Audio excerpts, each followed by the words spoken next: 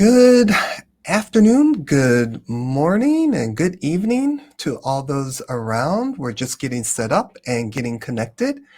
What I wanted to do to get started before we talk about our updates and before we get into our presentation is I wanted to kind of share with you kind of what some people uh, experience on a day-to-day basis. So I'm going to give you a quick sample of what it's like. Great. Sound check is good. Video is good. Anyone, if there's any issues, just put it in the chat. Let me know what's going on. But we had this one case. Actually, it's still going. I'm going to change some of the names and things like that. But this individual, let's say, was from China. He came and was working for a company in H-1B status for 6 years almost. Now, if you're familiar with the H-1B category, H-1Bs are valid up to 6 years in 3-year increments. So this person had many times to start the green card process. And in order to extend your H-1B beyond the 6-year limit, you have to have your green card case pending either for more than 365 days or have an approved immigrant petition. Well, unfortunately, this individual, he was working at this company, working diligently, never left the US, just worked hard for the past 5 years and 330 days or whatever it may be. And the attorney that was the immigration attorney that was handling the case was actually behind the clock, meaning um, the person was going to reach their 6-year limit prior to the labor certification reaching its 365th day.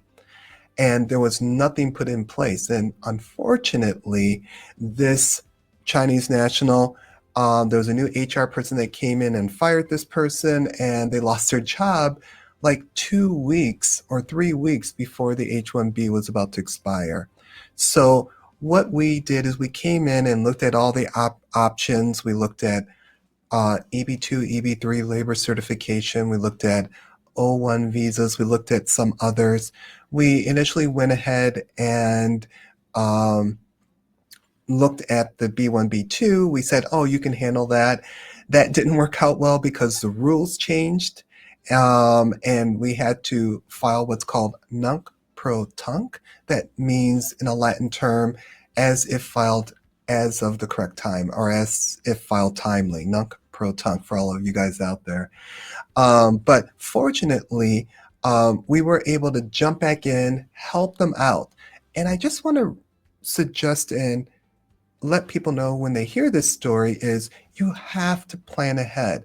I usually tell H-1B holders or anyone, start your green card process no later than with 2 years left on your status, because things happen. Administrations change, rules change, fees change, government entities change, or governments shut down as they are now. And all of this impacts your ability to stay in the United States and work.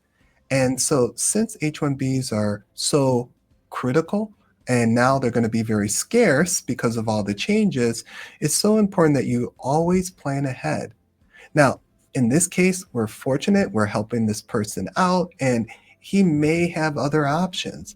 But the problem is this puts a lot of stress on the individual. Plus, not to mention, you're paying a lot more for attorney's fees for last minute filings.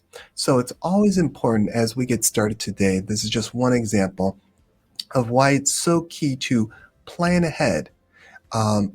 Make sure your immigration attorney has a plan for you throughout your immigration journey. Don't wait, especially if you're an H-1B.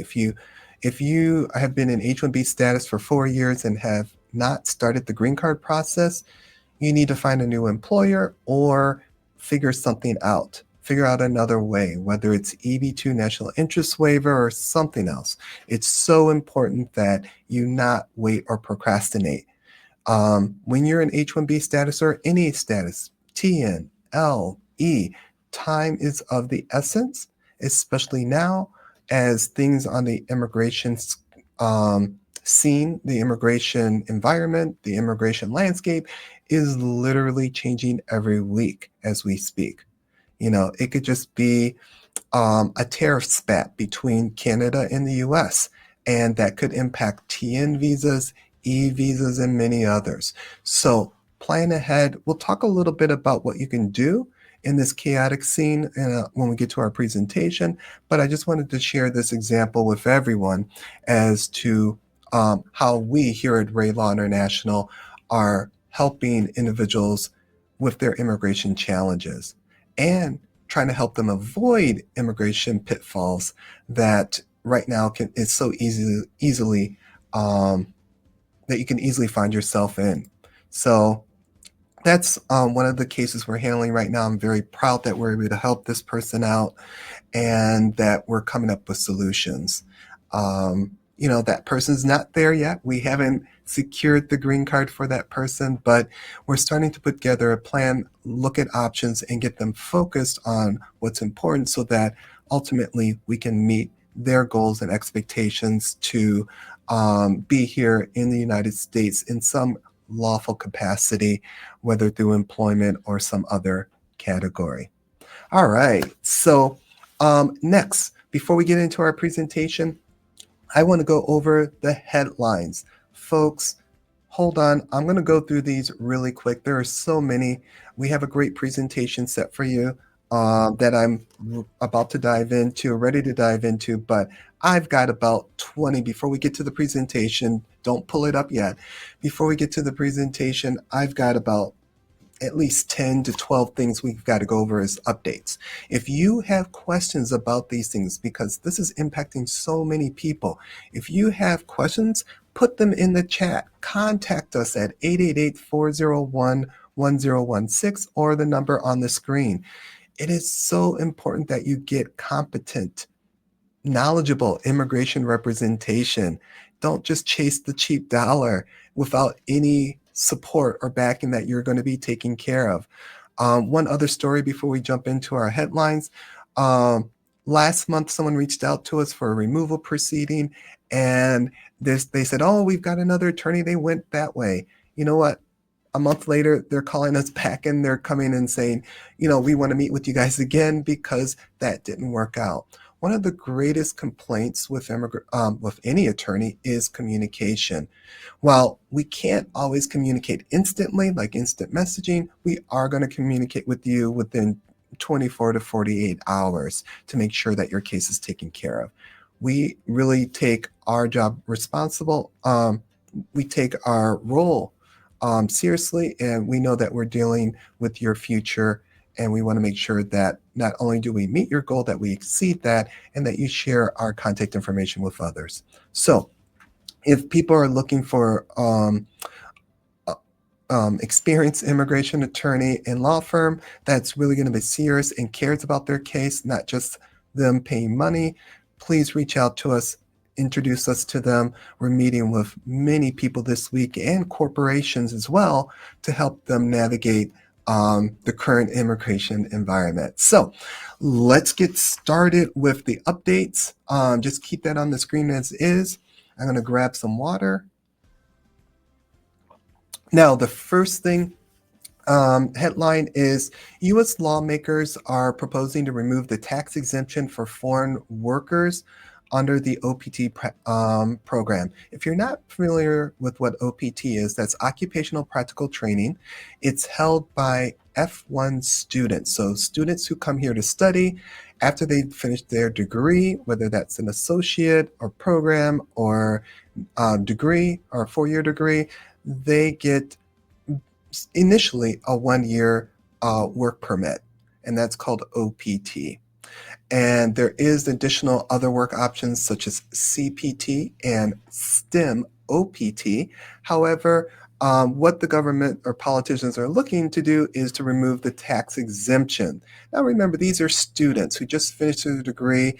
These are international students who probably pay twice as much as U.S. citizens pay for tuition and room and board to study here in the U.S. So for whatever reason, they want to get more money from these students, and this is what they're looking at doing. That's one thing. I think it's really unfortunate. The The next topic regarding the number of foreign students has decreased 15% in 24-25 school year. It was 1.2 million international students, and this year it's 1.02 million. That's a 15% decrease. This impacts the US in many ways. One, it impacts your universities when there's no foreign students. Your tuition for your student is definitely going to go up. Okay, the money's got to come from somewhere. Secondly, the talent that we would get and attract from around the world is not going to be coming to the US. Not only do they now have to pay taxes if they're an OPT, but more importantly, they may not even have the option to get a work permit. The H-1Bs, they're tacking on $100,000 for new H-1Bs. Tuition in the U.S., college tuition in the U.S. is outrageous to begin with. But now companies have got to pay $100,000 to bring an H-1B new worker on going forward. Now, thankfully, there is litigation, but this is a huge deterrent. And again, uncertainty. Are you going to invest 4 years in a university with all the uncertainty, knowing that you may not be able to work here in the United States? It's going to be very tough to make that determination. Many people are going to be looking at other options, whether that's Europe, Canada, Australia, or some other location. Many of those countries' universities, for example, universities in Japan, are looking to attract those students that don't want the uncertainty that we see here with our university and our visas that we see is happening. So we'll keep you updated. The next one I wanted to bring up is Apple is taking down the Ice Blocker app on its app. The DOJ has pressured Apple to remove that app. The app was put out there in order to help people in the community identify when ICE agents were in their community and alert them to, that ICE is in the area. Now, we do this with Waze and other apps. It's not dangerous for our police, but however, the DOJ feels that it's dangerous or puts their ICE agents at risk. As you know from the news, there's this ongoing battle between what ICE is doing and their agenda and the courts, and how certain rights, constitutional rights, are being violated.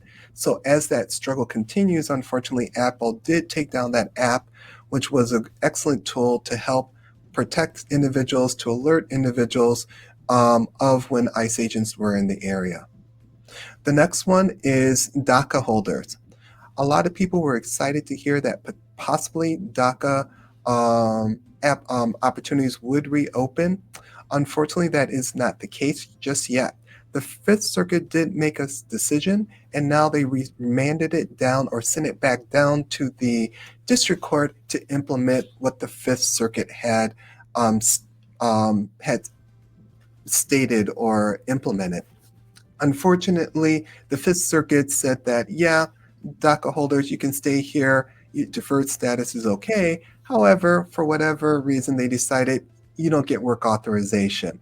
That is a killer. Now, the limitation for that is to the just Texas. However, this could be a path forward that could impact DACA holders throughout the United States.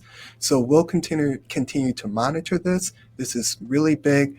As of today, new DACA recipients, those who got cut off or didn't meet that deadline, cannot get DACA status.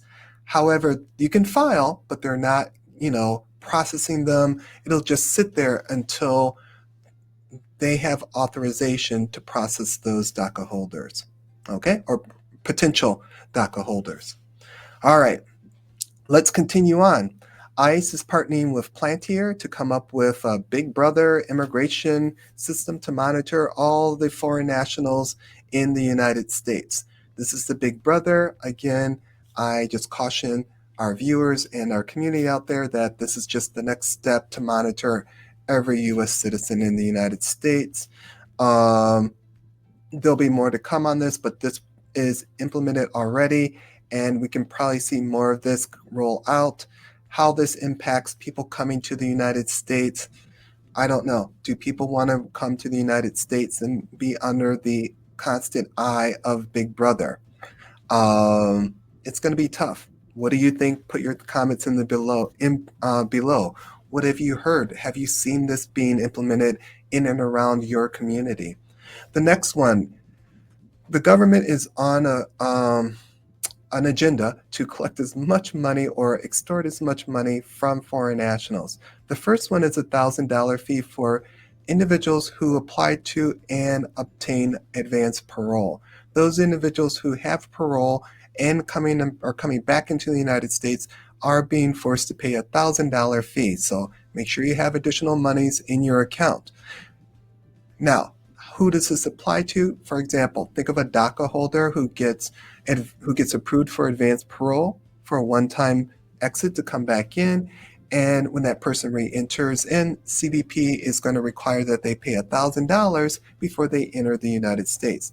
There have been cases where people have had to pay this, so it is actually happening, folks.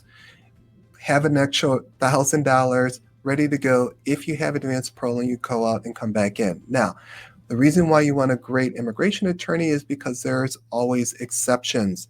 Call us, find out what those exceptions are. Doesn't apply to all, but you want to make sure you get the best information.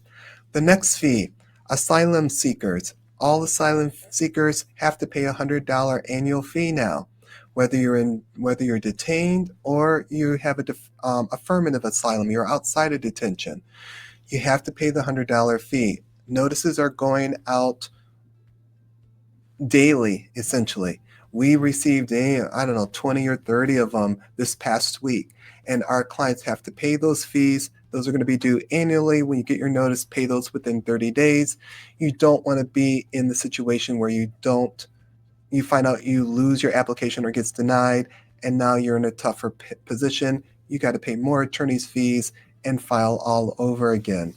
$100 fee annually, just to give you an idea, if there's 1 million asylum seekers, which there are more than that, if everyone is paying $100 a year, that's $100 million per year that's going to the government. How this money is being used, we don't know. No one knows. Hopefully it's used properly, but the DHS has not been clear of how the monies are being used. Hopefully Congress will do their job and monitor these agencies to make sure that these fees are being used properly and for the right reason. The next fee, moving on, we got about 4 or 5 more. $100,000 H-1 filing fee, $100,000 H-1B fee for cap cases. This is all for the new ones. Yes, it is being implemented. Yes, people have to pay that. It does not apply to people who already have H-1Bs, filing extensions, amendments, and things like that. However, there is litigation that is pending. Hopefully, the litigation will find this to be unconstitutional or outrageous of why anyone would have to pay an additional $100,000 when there's already filing fees that are high enough. Just to give you an idea, for companies that have 26 or more employees, filing fees, if you add premium processing in, they're already paying $7,000 to $8,000 per application in filing fees alone to the government. So why an additional $100,000? Of course, money grab and extort those who don't have any representation in our government. The next fee, they keep adding on, so hold tight. There's a new additional $5,000 inadmissible alien apprehension fee.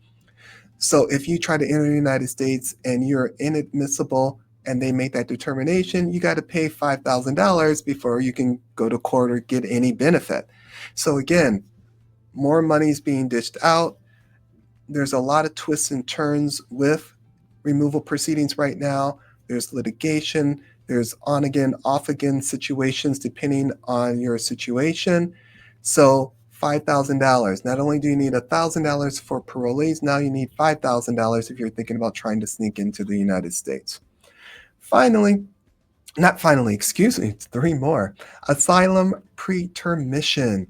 If you're not familiar with that term, pretermission, it's a unique terminology, but what it means is Now, immigration judges can dismiss your asylum claim or application if they feel it doesn't meet the requirements, or the application is not complete, or there's some kind of problem with your case.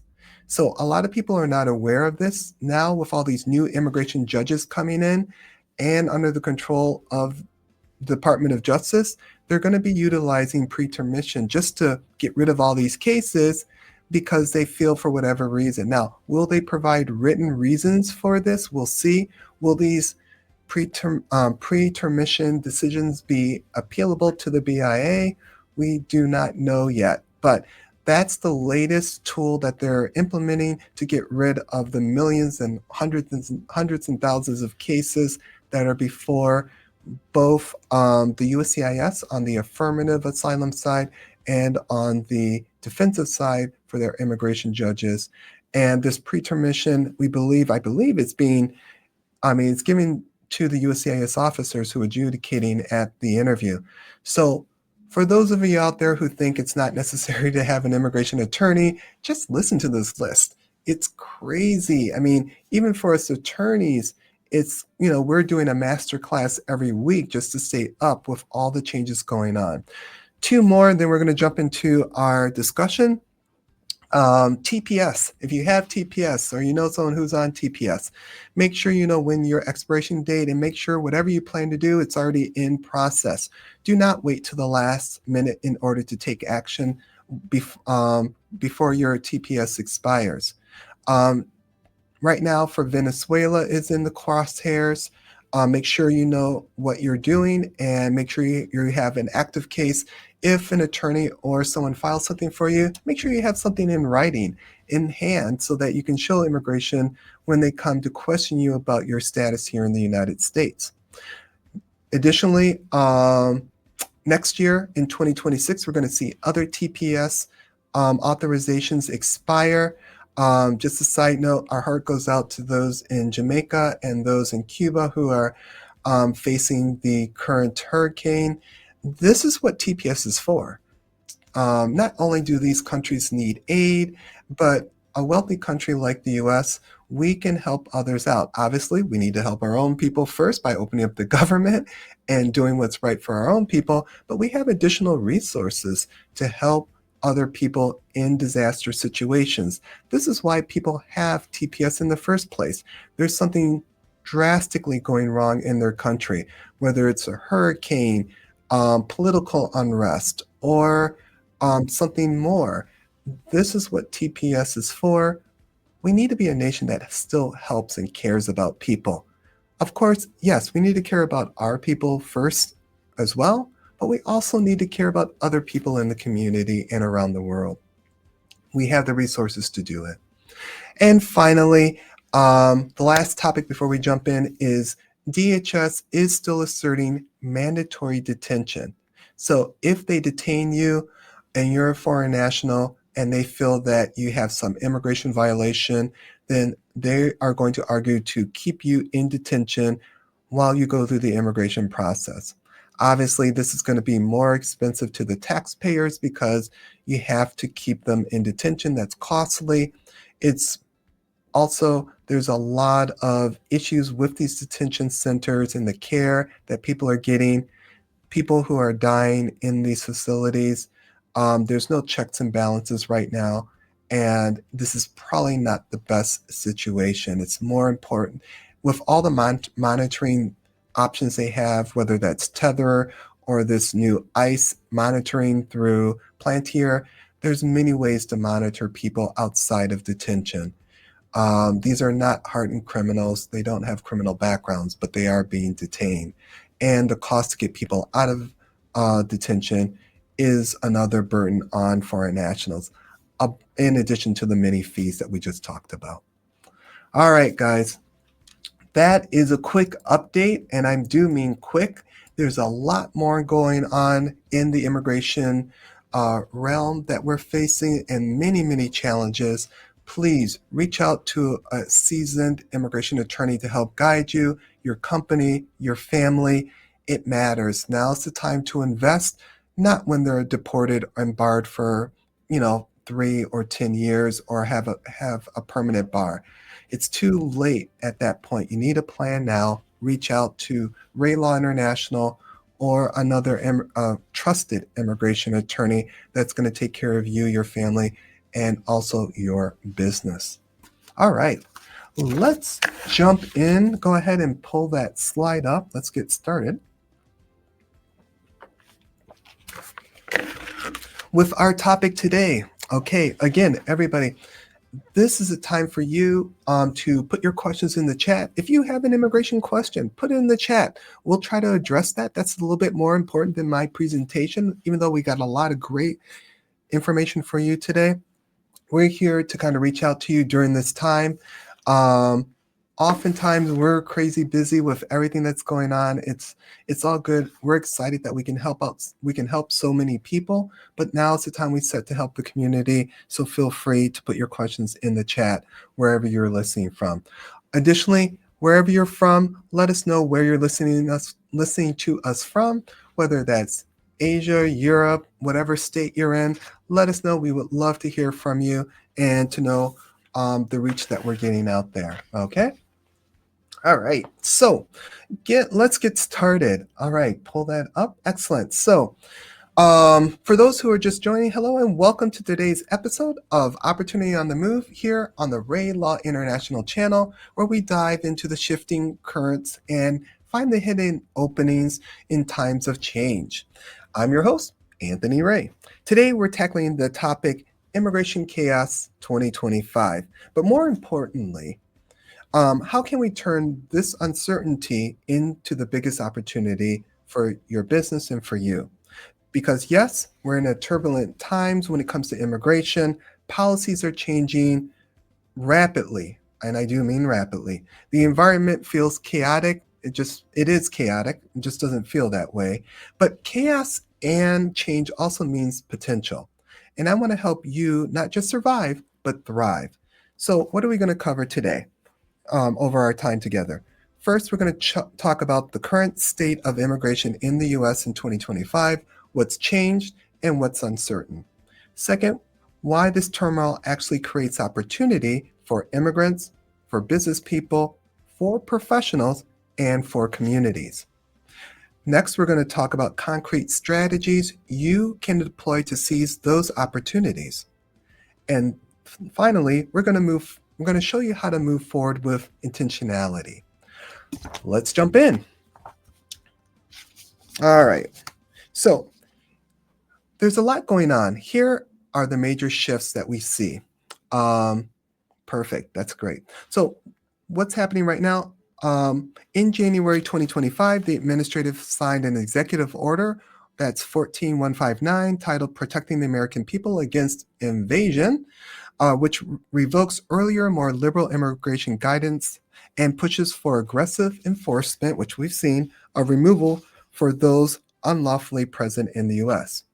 Next, there have been updates to family-based immigrant visa policies. The U.S. released a policy manual update in August 2025 for family-based petitions, tightening review of the validity of petitions and clarifying when interviews may be required. A lot of people don't know about this, but we have seen a heightened scrutiny of just family-based cases. Some people feel that it's simply just filling out forms, showing up. We are seeing the opposite. People are getting challenged. A ton more relationship documents are required, and in some circumstances, it's vital that you have an attorney present. The Gold Card.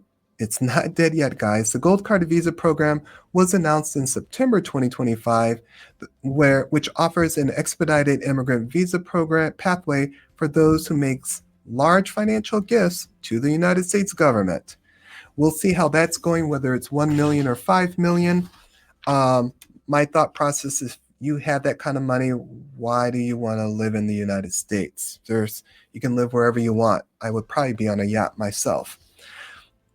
All this adds up to higher risk and greater uncertainty for many immigrants, visa holders, and families. The rules are shifting, enforcement is increasing, pathways are tightening in many respects. But And this is the key. Uncertainty does not mean no opportunity. In fact, it means you need a strategy to navigate and turn the change into benefit. And that's what we're going to talk about next. Let's shift our mindset for a moment. When we say chaos, what do we really mean? It means old systems are being disrupted, new rules are being written, power dynamics are being rebalanced, and in that flux, there are opportunities that are presented. Here are 3 ways current immigration context presents openings. So let's look at all 3 of these. First, let's see. Yep. First mover advantage in new pathways. When things change, early adopters have a chance. For example, the Gold Card program is new. If you understand it, prepare for it now, you may unlock faster or more favorable access. Many people will wait, get confused, or miss the window. That gives you the advantage. Next, even as certain visa routines tighten, for example, H-1Bs, the U.S. In the U.S., there are other visa categories. There'll be shortages in skills, demographics favoring more immigrants, industries needing labor. A recent report noted that immigration restrictions could actually shrink the workforce by millions by 2035. So if you position yourself as high skill, high value, or in a niche, you become more sought after. That's the key. The key for this is to plan ahead. Let's go to the third one. When policy shifts, many people pull back and get afraid, or stick to old ways. That means fewer competitors in certain immigration service niches, fewer people putting themselves out there. That creates space for you. And for example, and what we do is immigration consulting services, educating and training for immigrants. That's what we're doing today. Bilingual business services, community support networks, legal and visa strategy expertise. If you serve immigrant clients like we do, you yourself are an immigrant, you might see opportunities that will surface and you should not ignore. Next, strategies that we can look at and turn to. I think we're on the next one. Do we have, nope, this is going to be, we have 6 strategies. This is going to be the next one. This is a long one, but now let's get practical. Here are some concrete strategies that can be acted on. First, get extremely well-informed and stay ahead. That's what we're doing today. Make it a habit, track policy updates weekly. One slip or misunderstanding can derail your visa path. For example, updated family-based manual from USCIS clarifies when interviews will be required and raises questions of bona fide marriage. You need to also network with immigration attorneys and immigration experts. Build your circle. Reach out to us. Also, you need to think ahead. If you're planning immigration, don't just act on today's rule. Plan for the worst and best case scenarios. Number 2, if you are an immigrant or visa holder, ask what unique skills, networks, bilingual strengths do you bring? How can you adapt to the changing demands around you? If you serve immigrants, identify pain points.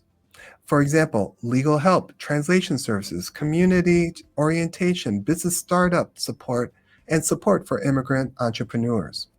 Think about adjacent services. For example, helping immigrants navigate U.S. job markets, resume help, mentorship matching, cultural acclimation, and language training. On the mentorship, I think I've been contacted at least 2 or 3 times this week regarding mentorship and connecting and networking. So it's so relevant and important in today's changing society. Next, because of uncertainty, don't rely on just one plan. Have a backup plan. If you're aiming for a visa, consider backup routes, employment-based, family-based, investment-based, like the Gold Card. If you're a business, think about sourcing talent from global pools, but also investing in training and upscaling local talent in case restrictions tighten. There's many other visa categories that we can talk about that can bring talent in and out of the United States other than the H-1B, reach out to us. Document everything, proof of relationship, employment credentials. For instance, the updated policy manual emphasized that USCIS may issue a notice to appear if documentation is weak. Can you believe that? People don't understand. If you don't have enough relationship documents, not only will your case be denied, they're just going to put you into immigration court. And now you're in a worst case scenario and you're paying your immigration attorney $10, $15, $20, $30,000 to take care of your family-based case because you wanted to do it on your own, or you thought, Google or ChatGPT could help you get through the process. Next, this one is leveraging the uncertainty. Here, if you understand immigration shifts, you can provide services such as navigator or act as a navigator for others. You can offer webinars, training, information packages from 2025 changes and what we expect in 2026. For example, you can make them aware of the Gold Card program or other green card or employment opportunities, or of the new enforcement policies that are coming in the areas, and they are expanding. You can also create community-based support, immigrant networks, peer mentorships, language and job prep groups. Next, think of businesses that cater to immigrant needs, relocation services, legal and visa compliance platforms, bilingual marketing agencies, cross-border logistics, and cultural consulting. Also consider that workforce disruption may open new markets. Labor shortages in agriculture due to enforcement changes has had economic impacts. Tap into remittance flows, cross-border entrepreneurship, and transnational ideas. Excellent. And we're on our sixth strategy. Let's build an emergency plan. This is key. If your visa status changes, if your job is impacted, if your family relationships are scrutinized, have backup plans. Maintain financial savings, network outside your current role, and keep credentials up to date. Cultivate adaptability. Changing policies may mean you have to pivot from one visa category to another, H-1B to O. Also, what we see as well, and we've experienced this, sometimes couples come over to the United States in H-1B Ls or Es, and their relationship ends in dissolution, or they get a divorce. The foreign nationals, everyone has to figure out how that impacts. Contact the immigration attorney at the beginning of your divorce. Have a plan in place. That's what we're talking about today. So many people have reached out to us and they're out of status. Some marry a U.S. citizen, that's great, or remarry a U.S. citizen, that's great. However, you have to have a plan in place. Next, let's look at a case scenario to kind of emphasize what we're talking about today. So let's imagine Anna, software engineer from India, working on H-1B in early 2025. She sees new restrictions, H-1B, tougher vetting for non-immigrant workers. Rather than freeze, she starts building her own side project to later pivot to an entrepreneur visa route. Next, she networks with immigrant founding groups, gets advice on the H-2B, National Interest Waiver, optimizes her resume, builds leadership experience, so if she needs to apply under extraordinary ability or national interest, she's ready to go. She also, by doing this, she transforms the uncertain visa future into multiple options, positioning herself for whichever path opens. You could be Anna too, or you could help build the ecosystem around people like Anna. Let's talk about pitfalls to avoid. Don't wait. Policy changes don't wait for you. You can't procrastinate. You have to be proactive. Don't assume business as usual. Just because you had one path in 2025 doesn't mean it will still work in 2026 and beyond. Don't rely on informal advice alone. Not Google, not your brother, not your sister, not your uncle. Immigration policy is legal and technical. Bad advice could be costly, technical, it could be costly. Use credible counsel like ourselves. Don't neglect the bigger picture. Opportunity isn't just about getting in, it's about making the most of making most of that presence. Once you're in, how do you thrive? How do you move forward? How do we pivot? How do we navigate? Now, there are 3 steps you can take in the next 30 days that I want to talk about. Let's move to that next slide. Great. What are we going to do over the next 30 days? First, you're going to audit your status or your business. Write down where you stand right now. What visa or pathways are you on or considering? What are your vulnerabilities? What are your opportunities? We just did this with one of our corporations. They wanted to know, hey, where are these foreign nationals at? Where are they at in their H-1B process, in the green card process? How long is it going to take? How much is it going to cost? All of that. Take an audit of where you're at. Next, map out at least 2 alternative routes. For example, Route A, current employment visa, H-1B ELs, TNs. Route B, investment entrepreneur route. And Route C, family-based if that's an option for you. What would it take to pivot from each of these? And third, begin building your network and value offer. Attend one immigration policy webinar such as this, or join an immigrant founder group. List 2 things you can offer, such skills, services, business ideas, and 2 people you can connect with. Very important. I know this is a lot. If you have questions, drop them in the chat. Remember, the rules shift. So remember, just going back, the rules shift. Fear is natural, but fear leads to paralysis. Don't do nothing. What we want instead is prepared action. The immigration environment in 2025 may feel chaotic, but fortunes are made when others withdraw. If you move with intention, you can turn uncertainty into your advantage. Be proactive, be versatile, build your value, and don't just aim to get by, but aim to stand out, to lead, and move forward. Because in change, there is a space for leadership, innovation, and new paths. Thank you for spending time with me today. If you found this helpful, please subscribe, share with someone in your network who's navigating immigration or talent strategy, and consider sending me your feedback. What's your biggest immigration challenge right now?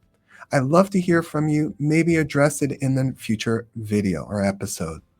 Until next time, stay informed, stay educated, and stay on the right immigration path.